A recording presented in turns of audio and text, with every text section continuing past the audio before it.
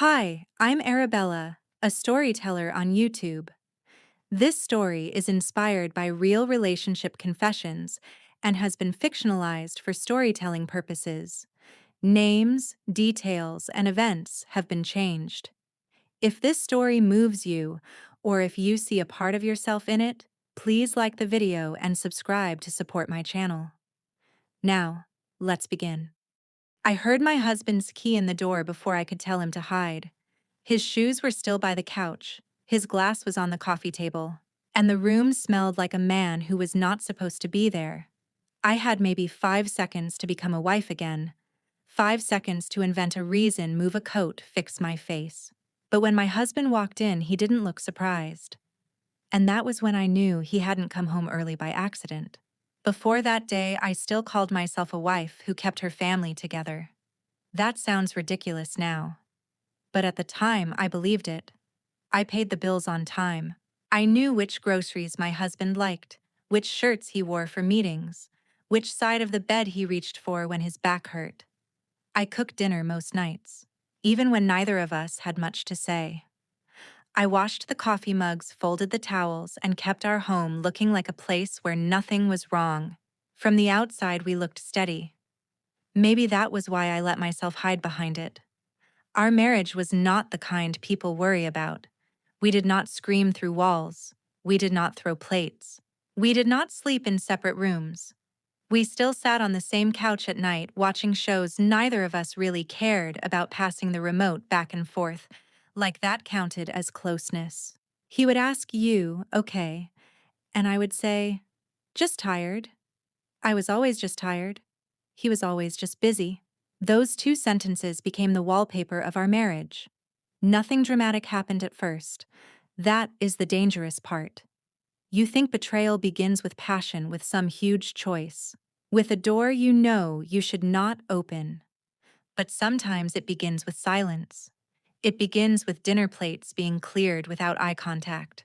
It begins with sleeping beside someone and feeling careful not to need too much. It begins with becoming polite to the person who used to know you best.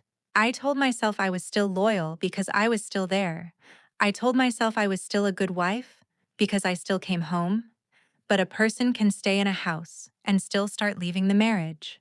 I just did not call it that yet. He did not come into my life looking like temptation. That would have been easier to recognize. He came in quietly, like someone who had no reason to matter. The first time we really talked, it was after a work meeting that ran too long. Everyone else was packing up, checking their phones, rushing back to whatever waited for them at home. I was gathering papers from the table, pretending I was not disappointed that my husband had sent his usual message. Running late. Don't wait up. 4 words. No apology. No question. Just information. The other man noticed my face before I could hide it. He asked, "Long day?" Such a simple question, but he waited for the answer. That was what made it dangerous. My husband asked questions too sometimes, but his eyes were usually on his laptop or the television, or the bills spread across the counter. This man looked at me like my answer might actually change the room. So I answered honestly. Not too much at first. Just enough. I said I was tired. He said, "You always say that like it means something else." I remember laughing because it felt too accurate. After that, conversations became easier. He remembered things. Small things. The kind of things I had stopped expecting anyone to notice. He remembered that I hated driving at night. He remembered that I used to paint before marriage made the dining table a place for mail receipts and laundry baskets. He remembered that I liked coffee too hot and apologies too direct. And every time he remembered something, I felt a little more visible. That is how I explained it to myself. I was not betraying my husband. I was being seen. I was not crossing a line. I was having a conversation. I was not looking for another man. I was looking for the woman I used to be before I became a calendar, a grocery list, a quiet body beside another quiet body in bed. But loneliness can make selfishness sound poetic. I know that now.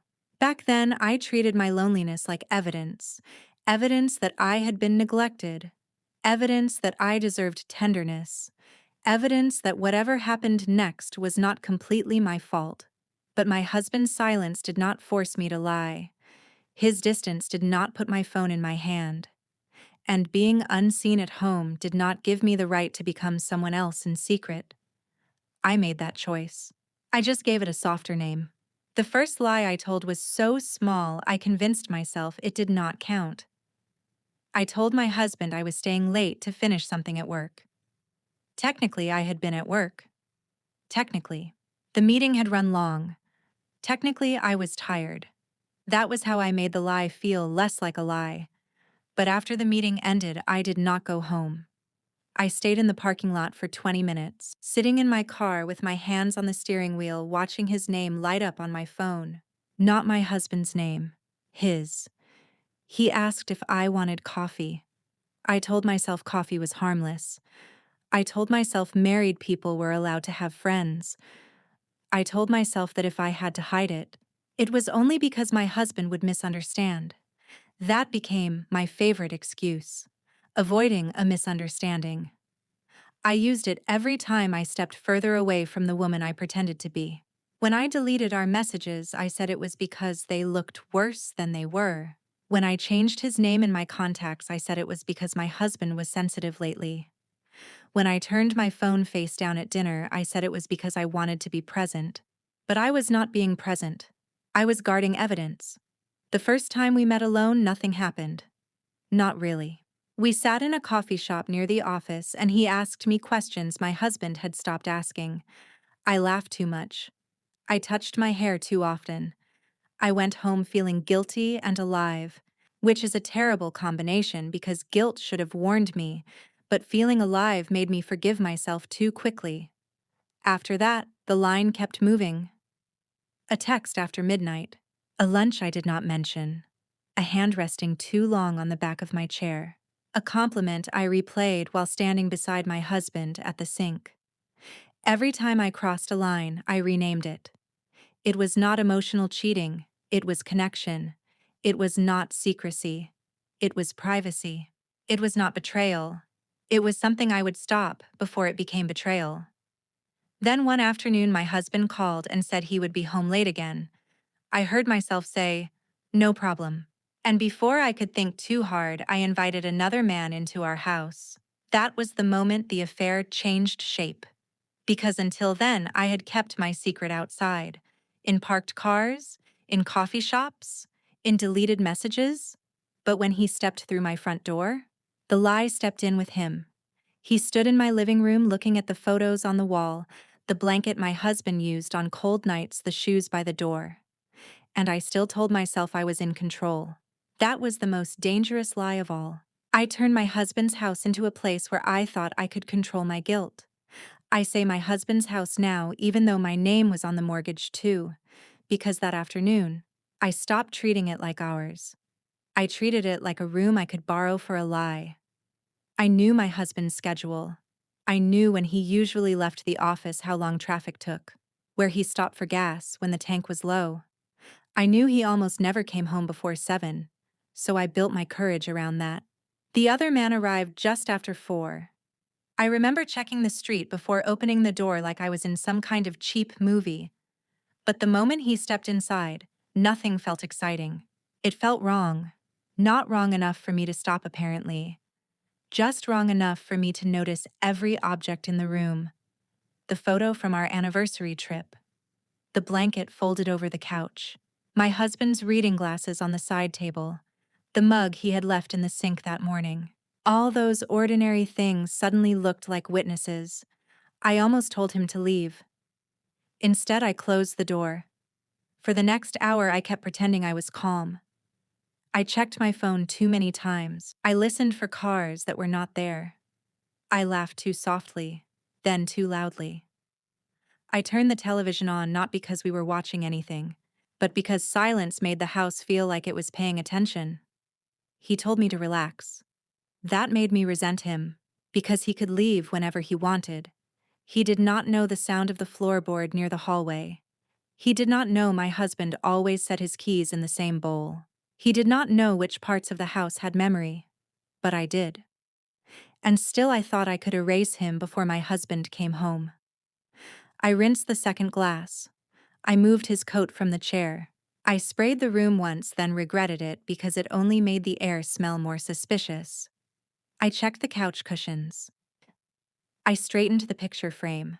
I looked at the shoes by the door and told myself I would move them in a minute. That is what lying does. It makes you believe one more minute will save you. One more explanation. One more adjustment. One more thing hidden before anyone notices. But a home remembers what you try to remove from it. It remembers a scent, a crease, a glass still drying by the sink, a door opened at the wrong hour. I thought I was cleaning up evidence. Really, I was standing in the middle of it. Then I heard the key. Not a knock. Not the doorbell. The key. That small metal sound I had heard thousands of times before at the end of normal days after work, before dinner. Before the ordinary life I had spent years taking for granted. But that afternoon, it sounded like a verdict. The other man froze first. I looked at him then, at the door. Then at his shoes still sitting beside the couch. For 1 second neither of us moved. Then everything became too fast. Go, I whispered. Where I did not know. The hallway was too open. The bedroom was worse. The bathroom door made noise when it closed. The back door stuck if you pulled it too quickly. I knew all of that because this was my home, and somehow in that moment I understood how stupid I had been to think I could hide a stranger inside it. The lock turned again. I grabbed his coat from the chair and shoved it toward him. He reached for the wrong shoes. I almost laughed, not because anything was funny, but because my mind had started breaking in small, useless places. Then the door opened. My husband stepped inside. He did not say my name. He did not shout. He did not rush past me. He just stood there with his hand still on the doorknob, looking at the room, the couch, the coffee table, the glass I had missed, the shoes, then me. I said the first thing my mouth could find. You're home early. He looked at me for a long moment. Then he said, I know. Just that. I know. Not traffic was light. Not. My meeting got canceled. Not. Why is there another man in my house I know? And in those 2 words, I heard something worse than surprise. I heard preparation. My husband looked past my shoulder. The other man was standing half hidden near the hallway, holding his coat like a child who had been caught stealing. My husband's face did not change. That scared me more than anger would have, because anger means the wound is still fresh. His silence made me feel like he had already been bleeding for weeks. I started explaining before he asked me anything. That was my first mistake. Or maybe it was just the first mistake I made out loud. He just came by for a minute, I said. My husband looked at the man in our hallway, then back at me. A minute, I nodded too quickly. Yes. He needed to drop something off. My husband glanced at the coffee table. There are 2 glasses. I looked at them like they had betrayed me. One was empty. One still had water in it with his fingerprints fogged against the side. I said he was thirsty. The sentence sounded stupid before it even finished leaving my mouth. My husband did not smile. He did not look hurt in the way I expected him to. He looked tired. Not surprised. Not confused. Just tired. Like I was reading from a script he had already seen. He came to drop something off. He said, but he took his shoes off. I looked down. The shoes. I had forgotten the shoes. The other man shifted behind me and the floor creaked under his foot. That sound made everything worse. It reminded all 3 of us that he was real. Not a message. Not a suspicion. Not some invisible mistake I could still rename. A man. In our house. Barefoot. I said, it's not what it looks like. My husband finally looked at me differently then. Not angrier. Colder. I really wish you hadn't said that, he said. I swallowed. It isn't, I whispered. He reached into his jacket pocket and pulled out his phone. I saw the doorbell footage. The room went quiet. Not silent. Quiet. There is a difference. Silence is empty. Quiet is full of all the things no one has said yet. My husband tapped the screen once, but he did not show it to me. He did not have to. I saw him come in at 4:10, he said. I saw you look up and down the street before you opened the door. My face went hot. The other man stopped moving. My husband continued, I also saw him here last Thursday. My stomach dropped. Last Thursday was supposed to be safe. Last Thursday was the day my husband had told me his meeting ran late. The day I had made dinner afterward and asked him about work like I had not used his absence as permission. I said, You checked the camera. He gave a small laugh. Not because he was amused. Because I had managed to make myself sound offended. Yes, he said. I checked the camera after you told me you were alone, and I wanted to believe you so badly that I watched the video 3 times hoping I was wrong. That was when the lie stopped having anywhere to go. Still I tried. He's a friend from work. I know who he is. My mouth closed. My husband looked at the other man. Then back at me. I know his name. I know where he works. I know which nights you said you were staying late. I know about the restaurant receipt from 2 weeks ago. I know about the hotel charge you thought I didn't see because it was on the card we barely use. Every sentence landed like something being placed carefully on a table. Not thrown, placed. One piece at a time. And with every piece I understood that I had not been caught in that moment. I had been caught slowly. A little more each time I thought I was clever. Each time I turned my phone face down. Each time I deleted messages but forgot the change in myself. Each time I came home smelling like soap that was not ours and told him I was just tired. I had spent weeks thinking I was managing the truth. But he had been living beside my lies, collecting the shape of them. I said his name. He shook his head. Don't, he said. Just one word. And somehow it took more from me than if he had yelled, because I realized then that I was not explaining to a man who needed answers. I was performing for a man who already had them. What broke me was not that he saw the other man. It was that he no longer needed me to confess.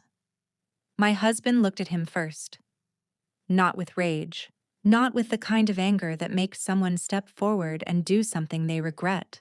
He just looked at him like he was trying to understand how a stranger had become important enough to stand in the middle of his life. The other man cleared his throat. I should go, he said. My husband nodded once. Yes, you should. That was it. No threat. No speech. No demand for an apology. And somehow that made the other man look smaller than I had ever seen him. In my messages, he had sounded certain. Warm. Patient. Like he understood me in a way no one else did. In coffee shops, he had leaned across the table and made me feel chosen. In my car, he had said all the right things, the soft things, the things that made my loneliness feel beautiful instead of selfish. But standing in my living room holding his coat, avoiding my husband's eyes, he looked like a man who wanted to leave before the damage became his problem too. That was when the fantasy ended. Not when my husband opened the door. Not when he showed me what he knew. When I realized the person I had risked my marriage for did not even know where to stand. He put on his shoes by the couch. My husband watched him do it. I watched too. Those shoes had looked like evidence 5 minutes earlier. Now they looked ridiculous. A grown man tying his laces in another man's home while the woman who invited him there stood frozen beside the coffee table. Before he left, he glanced at me. Just once. Not lovingly, not bravely, almost apologetically, but not enough to stay. The door closed behind him and the house felt bigger, emptier, more honest. My husband did not move for a while. Then he asked, How many times? I wrapped my arms around myself. I don't know. He looked at me then.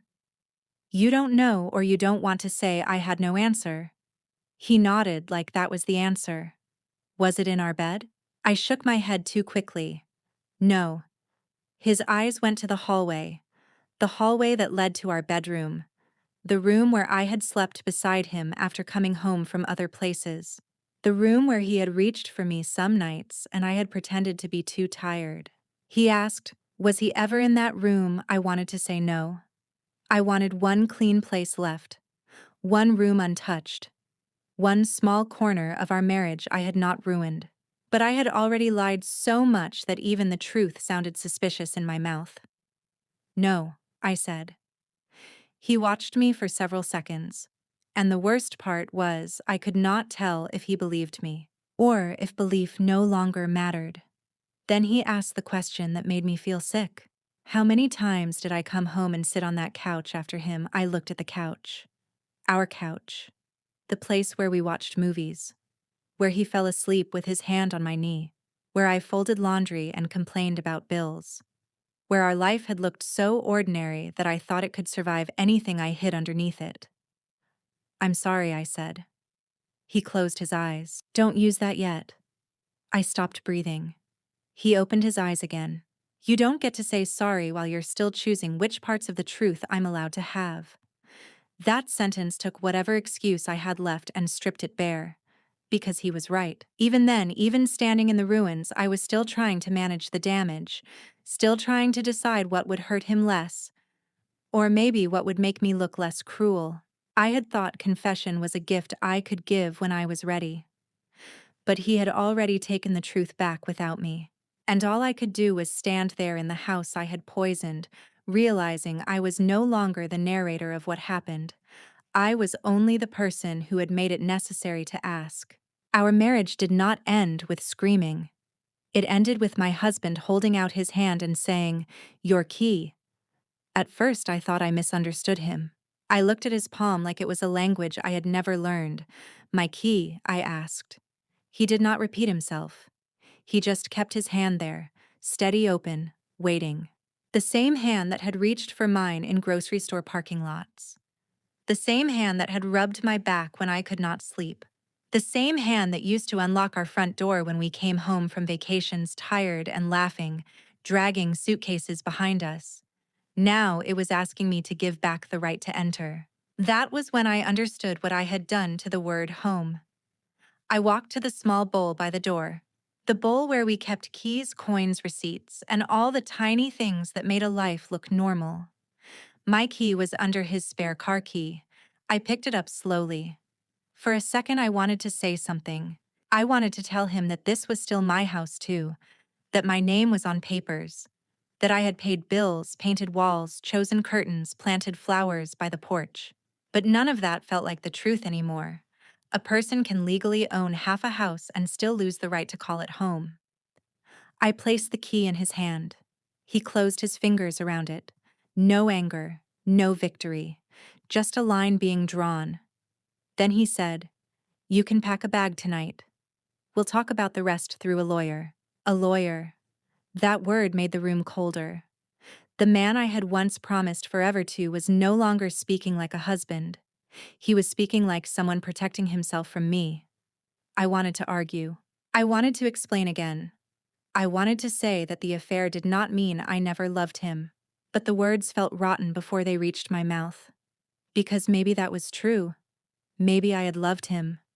But love that has to stand beside betrayal and explain itself is not enough to save anyone. He walked past me and went to the front door.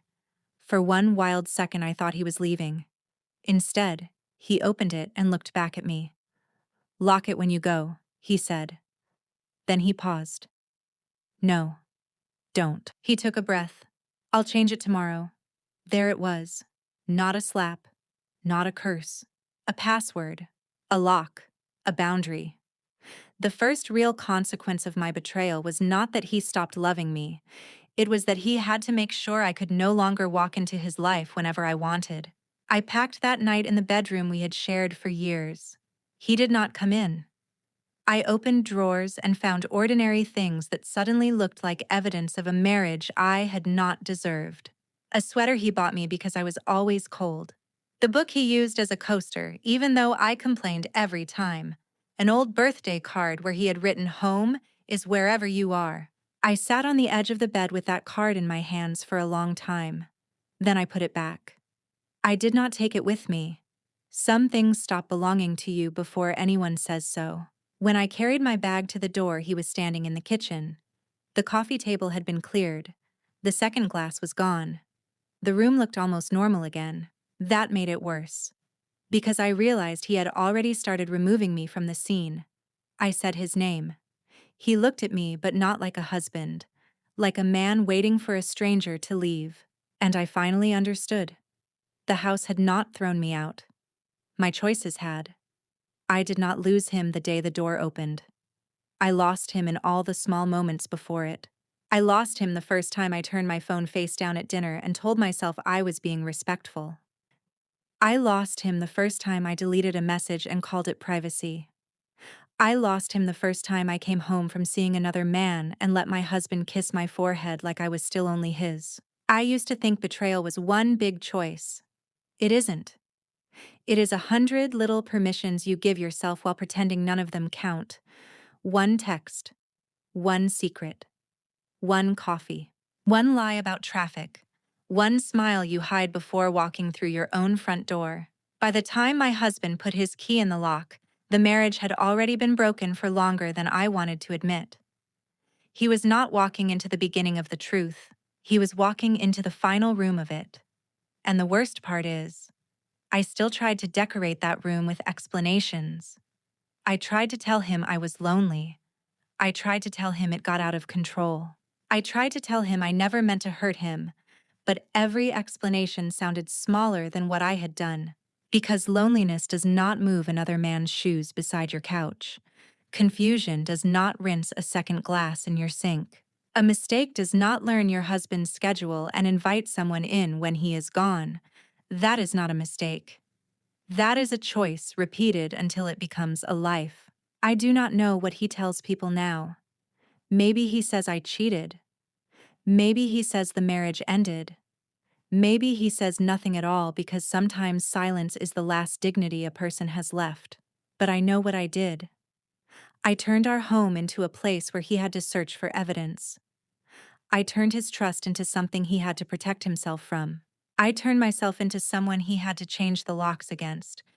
And maybe that is the part I deserve to carry. Not just that I lost a husband. Not just that I lost a home. But that I became the kind of person who could stand in a room full of proof and still reach for one more lie. So I will leave you with this. If someone already knows the truth, what hurts more? The betrayal itself? Or watching the person you love keep lying even after the truth is standing right there in the room? Thank you for listening to this story with me. If it touched you, please don't forget to like this video and follow the channel for more stories like this. And most importantly, leave a comment below with your thoughts, how this story made you feel, and what you would have done in their place.